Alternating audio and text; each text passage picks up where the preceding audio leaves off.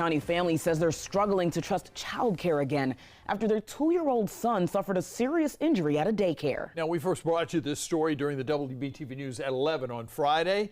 The child's mother claims he was left without help for more than an hour. WBTV's Rachel Richardson spoke with that mother about what happened here. Rachel now joins us live from the daycare center in question. Rachel, what can you tell us? Well, Siobhan, this is the place that family thought that their children would be safe and supervised. Instead, they say their son broke his femur and was left waiting for help. Now they want answers.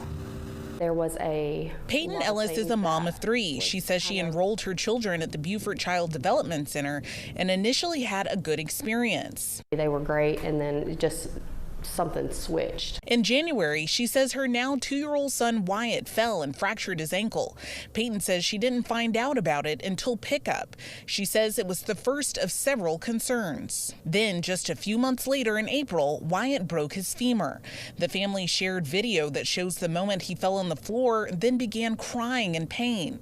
Another clip appears to show a daycare employee step over him. A few minutes can feel like forever in an emergency.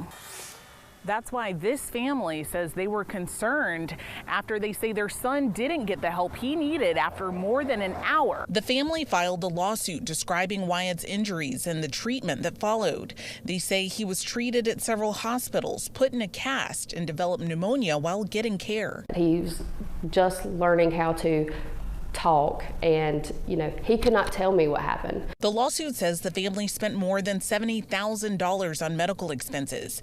Peyton tells me that she and her husband miss work to care for their son. Now she wants accountability from the people she trusted her children with. They've just completely pushed it off, and they are not assuming any responsibility with what happened. Peyton says trusting a new child care center hasn't been easy.